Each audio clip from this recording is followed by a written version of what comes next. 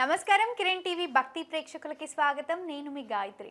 ప్రస్తుతం మనతో పాటు సుప్రసిద్ధ జ్యోతిష్య వాస్తు పండితులు బ్రహ్మశ్రీ డాక్టర్ నాయకంటి మల్లికార్జున శర్మ గారు. వారితో మాట్లాడదాం. నమస్కారం గురుగారు. నమస్కారం అమ్మా. గురుగారు, చాలా రోజుల తర్వాత మా ఛానల్కి వచ్చారు. థ్యాంక్ యూ గురుగారు. గురుగారు, ముందుగా ఫిబ్రవరి 24 నుంచి పంచగ్రహ కూటమి అని అంటున్నారు.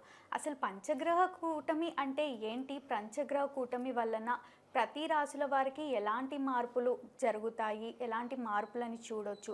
ముఖ్యంగా మేషరాశి వారి గురించి తెలియజేయండి. తప్పకుండా అమ్మ. ఓం శ్రీ గురుభ్యో నమః. ఓం శ్రీ మాత్రే నమః. వాగర్ధావ సంప్రోక్తో వాగర్ధ ప్రతిపత్తే జగతో పితరౌ వందే పార్వతీ పరమేశ్వరో వ్యాసాయ విష్ణురూపాయ వ్యాసరూపాయ విష్ణవే నమో వై బ్రహ్మణిదే వాసిష్ఠాయ నమో నమః. గురుబ్రహ్మ గురువిష్ణు గురుదేవో మహేశ్వర గురు సాక్షాత్ పరబ్రహ్మ తస్మై శ్రీ గురవే నమః. ఓం శ్రీ మాత్రే నమః.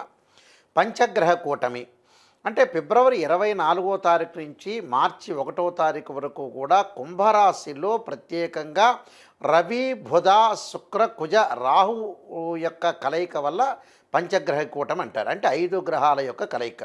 అందులో 5 గ్రహాలు ఏమిటి? రవి బుధుడు, అలానే శుక్రుడు కుజుడు రాహు కలిసిన దాన్ని పంచగ్రహ కూటమి అంటారు. సహజంగా ఏంటంటే మొన్న చాతుర్గ్రహ కూటమి వచ్చింది, ఇప్పుడేమో పంచగ్రహ కూటమి. అంటే ప్రతి సంవత్సరంలో కూడా కొన్ని కూటములని ఏర్పడతాయి. ఆ కూటముల వల్ల ద్వాదశ రాశుల యొక్క ఫలితాలు విభిన్నంగా ఉంటాయి. ముఖ్యంగా ప్రధానంగా మనం చూసుకునేటట్టయితే మేషరాశి వాళ్ళకి ఏ విధంగా ఉండబోతుంది? ద్వాదశ రాశుల్లో మొట్టమొదటి రాశి అయిన మేషరాశి.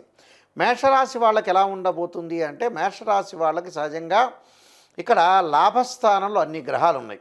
లాభస్థానంలో అంటే 11వ స్థానంలో కుంభరాశిలో ప్రత్యేకంగా ఈ 5 గ్రహాల యొక్క కలయిక వల్ల చాలా మంచి జరిగే అవకాశాలు ఎక్కువ ఉంటాయి. 5 గ్రహాలు అంటే ఏ గ్రహాలు గురుగారు? 5 గ్రహాలు అంటే రవి బుధ శుక్ర కుజ రాహు గ్రహాలు 5 గ్రహాల యొక్క కలయిక వల్ల పంచగ్రహ కూటమి ఏర్పడటం వల్ల ఏ విధంగా ఉండబోతుంది? సహజంగా మేషరాశి వాళ్ళకి ఏంటంటే, కుజగ్రహం వల్ల రియల్ ఎస్టేటు, కన్స్ట్రక్షను, కెమికల్ కంపెనీలు, పిత్రార్జితం బాగా కలిసి వచ్చే అవకాశాలు ఎక్కువ ఉంటాయి. అన్నదమ్ముల మధ్యలో గొడవలు లేకుండా సఖ్యతగా ఉండే అవకాశాలు బాగా ఎక్కువ ఉంటాయి. ఆదాయం బాగా పెరిగే అవకాశాలు ఎక్కువ ఉంటాయి. అంటే ఎకనామిక్ గ్రోత్ అనేది చాలా ఎక్కువగా ఉంటుంది. అంటే ఇవన్నీ కూడా గోచారరీత్యా చెప్పబడే ఫలితాలు అంటారు. వాస్తవంగా ఏమిటి అని అంటే, కుజుడు వల్ల చాలా మంచి జరిగే అవకాశాలు ఎక్కువ ఉంటాయి. అంటే కోర్టు సమస్యలన్నీ కూడా సమస్యపోయి పిత్రార్జితం బాగా కలిసి వచ్చే అవకాశాలు ఎక్కువగా ఉంటాయి. అలానే రవి వల్ల ఏం జరుగుతుంది అంటే, ఉద్యోగం అనేది వచ్చే అవకాశాలు ఎక్కువ ఉంటాం. ఉద్యోగ ప్రయత్నాలు అనుకూలంగా ఉండటం, నిరుద్యోగులకు ఉద్యోగ అవకాశాలు బాగా వచ్చే అవకాశాలు ఎక్కువ ఉంటాయి. ఉద్యోగులకి ప్రమోషన్లు స్థానచలనం జరిగే అవకాశాలు ఎక్కువ ఉంటాయి. సో రవి వల్ల కూడా చాలా అనుకూలంగా ఉంటుంది. అలానే బుధుడు వల్ల ఎలా ఉంటుంది? బుధుడు వాణిజ్యానికి సంబంధించిన గ్రహం.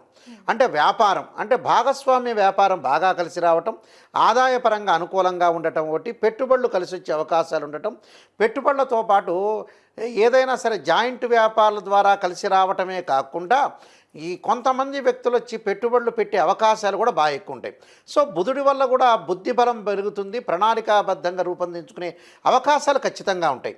అంటే ఒక లైఫ్ని మనం ప్రణాళికాబద్ధంగా చేసుకోవాలంటే చాలా మోస్ట్ ఇంపార్టెంట్ బుధగ్రహం. బుధగ్రహం అనేది అనుకూలంగా ఉంది. బుధుడి తర్వాత శుక్రుడు ముఖ్యమైన గ్రహం. అంటే మనం ఎంత డబ్బు సంపాదించినా పిల్లలు లేకపోతే వేస్ట్ అయిపోతుంది జీవితం. అంటే మనం ఎంత డబ్బులు ఫైనాన్షియల్ పరంగా ఇన్కమ్ ఉన్నా కూడా వివాహం అనేది చాలా ఇంపార్టెంట్. లైఫ్లో వివాహం అనేది చాలా ముఖ్యమైన ఘట్టం అని అర్థం. కళత్రకారకుడు వివాహకారకుడు ఎవరంటే శుక్రుడు.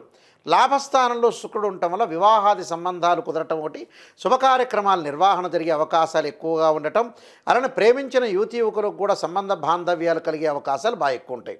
అలానే లగ్జరీగా అంటే శుక్రుడు ఏంటంటే సుఖము భోగము సౌఖ్యము ఇచ్చేవాడు శుక్రుడు.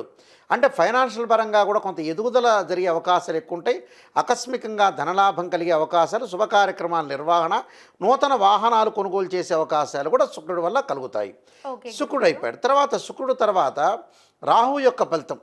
రాహు ఏ విధంగా ఉండబోతున్నాడు అంటే, సహజంగా విదేశాలకు వెళ్ళటం ఒకటి, ఆదాయం అనేది బాగా రెట్టింపు జరిగే అవకాశాలు, పెట్టుబడులు వచ్చే అవకాశాలు బాగా ఎక్కువ ఉండటం, విదేశాలకు ప్రయాణం చేయటం ఒకటి, విద్యార్థులు కూడా వాళ్ళు అనుకున్న సీటును సాధించే అవకాశాలు ఎక్కువగా ఉండటం, ప్రతి దానిలో కూడా విజయం సాధించడం, సర్వత్రా విజయం లభించే అవకాశాలు ఎక్కువ ఉంటాయి. అంటే సహజంగా మనకి విదేశాల్లో చాలామంది వ్యక్తులు ఉంటారు. వాళ్ళకి ఇక్కడ మన రేషన్ కార్డు ఎలానో అక్కడ గ్రీన్ కార్డు హోల్డర్స్ అంటారు. అక్కడ గ్రీన్ కార్డు వచ్చే అవకాశాలు ఉంటాయి. అంటే ఆ దేశం యొక్క పౌరసత్వం అంటారు. అంటే ఆ దేశం యొక్క పౌరసత్వం లభించే అవకాశాలు బాగా ఎక్కువగా ఉంటాయి. కాబట్టి ఆ దేశం యొక్క పౌరసత్వం లభిస్తుంది. ఇక్కడ ఉన్న ఎవరైతే ఉద్యోగస్తులు ఉంటారో వాళ్ళు సాఫ్ట్వేర్ కంపెనీలో చేసినా మిగతా కంపెనీ ఎనీ ఎంప్లాయ్మెంట్ సెక్టార్లో ఉన్న ప్రతి వాళ్ళకి కూడా ఫారెన్ వెళ్ళే అవకాశం లభిస్తుంటుంది. అంటే ఈజీగా అబ్రాడ్ వెళ్ళే అవకాశాలు ఎక్కువ ఉంటాయి ఈ పంచగ్రహ కూటం వల్ల. అయితే ముఖ్యంగా ప్రధానంగా ఏమిటి అని అంటే విద్యార్థులకు కూడా పోటీ పరీక్షల్లో ఉత్తీర్ణులు కావటం, అక్కడ ఆ దేశంలో మంచి యూనివర్సిటీలో సీట్ వచ్చే అవకాశాలు ఖచ్చితంగా ఉంటాయి. అంటే పంచగ్రహ కూటమి ఫలితాలు ఎన్ని నెలల వరకు ఉంటాయి? పంచగ్రహ కూటమి యొక్క ఫలితాలు అనేవి 3 months వరకు ఉంటాయి. 3 months వరకే ఉంటాయి. అయితే ఇంకా 3 months కంటే కూడా ఇంకా యాక్యురేట్గా చూడాలంటే 1 month మాత్రమే ఉంటుంది. అంటే భయపడాల్సిన పని లేదు. స్టార్టింగ్ 1 month వరకే ఉంటుంది. ఆ 1 month తర్వాత తగ్గుతూ ఉంటుంది. అంటే చెడు ఫలితం తగ్గుతూ ఉంటుంది. అంటే మన ద్వాదశ రాశులు వాళ్ళందరూ కూడా భయపడకూడదని చెబుతున్నా. పంచగ్రహ కూటమి అమ్మో ఎన్ని సంవత్సరాలు ఉంటుందో, 6 నెలలు ఉంటుంది. మీరు గుడ్ క్వశ్చన్ వేశారు. చాలామంది కూడా సంవత్సరం పాటు ఉంటుందా లేకపోతే ఎన్ని సంవత్సరాలు ఉంటారు, హౌ మెనీ ఇయర్స్ అని ఆలోచన చేసేవాళ్ళు చాలామంది ఉంటారు. కనీసం మినిమంగా 1 month ఉంటుంది. కొద్దిగా తగ్గుతూ 3 నెలల వరకు ఉంటుంది. భయపడాల్సిన పని లేదు. కానీ వీళ్ళకి మేషరాశి వాళ్ళకు వచ్చే 90% బాగుంటుంది. 100 out of 100 90% మార్కులు వేయచ్చు. అంటే టోటల్గా లాభస్థానంలో గోచారరీత్యా చాలా అద్భుతంగా ఉంటుంది. కాబట్టి అన్నీ కూడా వాహనాలు కూడా వీళ్ళు కొనుగోలు చేసే అవకాశాలు ఖచ్చితంగా ఉంటాయి. టోటల్గా ఎవ్రీథింగ్ విల్ బీ ఓకే అని చెప్పుకోవచ్చు అమ్మా. అంటే 90% బాగుంటుంది, 10% బాగోదు అని అంటున్నారు కదా. అంటే 10% బాగోకపోవడానికి కారణం ఏంటి? 10% అంటే ఏంటంటే కొన్ని గ్రహాల యొక్క కలయిక అనేది కుంభరాశిలో శని క్షేత్రంలో మిగతా గ్రహాలన్నీ కూడా కలయిక వల్ల ఏంటంటే కొద్దిగా ఆలస్యం అయ్యే అవకాశాలు పనులుంటాయి. కొద్దిగా ఆలస్యం జరుగుతూ ఉంటుంది. అంటే లేటుగా జరిగే అవకాశాలు ఉంటాయి. కేవలం ఈ 5 గ్రహాలే కాదుగా నవగ్రహాలు మిగతా ఉన్నాయిగా ఆ యాక్సెప్ట్లో అవన్నీ కూడా మనం ఆలోచన చేసామంటే మనం ఆ మిగతా గ్రహాలు కూడా మనం ఆలోచన చేస్తే దానివల్ల కూడా ఒక 10% తగ్గిపోతుంటుంది. ఇప్పుడు మేషరాశి వాళ్ళకి కొంత మిగతా గ్రహాల యొక్క కలయిక ఉంటుంది.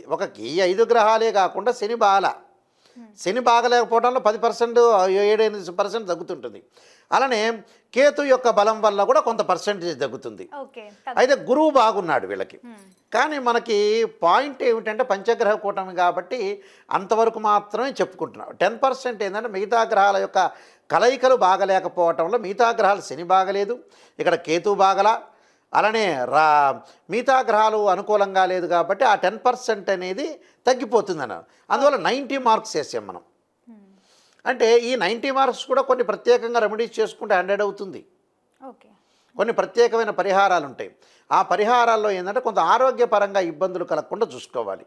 దానికి ఏమిటి అంటే మంత్రం శరీరే జర్జరీభూతే వ్యాధిగ్రస్తే కలేబరే ఔషధం జాహ్నవీతోయం వైద్యో నారాయణరి అనే మంత్రాన్ని చక్కగా చదువుకున్నారంటే ఆరోగ్యపరంగా ఇబ్బందులు లేకుండా ఉండే అవకాశాలు ఎక్కువ ఉంటాయి. అంటే ఈ మధ్యలో 17 అలా గ్రహణం ఉంది కదా, గ్రహణం ప్రభావం రాశుల మీద ఉంటుంది అంటారా? ఉంటుందండి, గ్రహణ ప్రభావం అనేది ఉంటుంది. అంటే గ్రహణ ప్రభావం అనేది ఉంటుంది. ఓకే, అంటే గ్రహణం ముందే ఉంది పంచగ్రహ. అవును, పంచగ్రహ కూటం. అవునమ్మా. అంటే గ్రహణం అంటే ఏంటంటే ఇక్కడ మార్చి 3వ తారీఖు గ్రహణం వస్తుంది. అంటే ఈ పంచగ్రహ కూటం 1వ తారీఖు వెళ్ళిపోతుంది. అయితే రేపు 17వ తారీఖు సూర్యగ్రహణం కానీ మన దేశంలో వర్తించదు. అది మన దేశంలో వర్తించేది ఏంటంటే మార్చి 3వ తారీఖు చంద్రగ్రహణం. ఈ చంద్రగ్రహణం వర్తిస్తుంది కానీ 1వ తారీఖు వెళ్ళిపోతుంది. కానీ మార్చి 3వ తారీఖు గ్రహణం యొక్క ఫలితాలు వేరేగా ఉంటాయి. మళ్ళీ మార్చి 3వ తారీఖు ఉందా? మార్చి 3వ తారీఖు గ్రహణం ఉంది అమ్మా, చంద్రగ్రహణం ఉంది మన హైదరాబాద్. అంటే మన భారతదేశంలో ఓవరాల్గా ఎప్పుడైతే గ్రహణం అనేది మన దేశంలో పడితేనే వర్తిస్తుంది. వేరువేరు దేశాల్లో కొద్దిగా ఫలితం మాత్రమే ఉంటుంది కానీ చెడు మంచి ఫలితాలు అనేవి పరిపూర్ణంగా గ్రహణం గురించి భయపడాల్సిన పని లేదు. ఏదైతే దేశంలో మన దేశంలో పడుతుందో అలానే వర్తిస్తుంది. వేరే దేశంలో ఉన్న రాశులు వేరే దేశంలో ఉన్న ఆ వ్యక్తుల మీదే ప్రభావం అనేది చూపిస్తాం.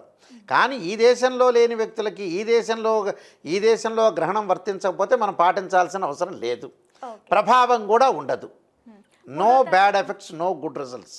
తప్పకుండా గురువుగారు, పంచగ్రహ కూటమి వలన మేషరాశి వారికి ఎలాంటి ఫలితాలు లభిస్తాయి, వాళ్ళకి గ్రహాల మార్పు ఎలా జరుగుతుంది అని ఎంతో చక్కగా తెలియజేసినందుకు ధన్యవాదాలు. నమస్కారం.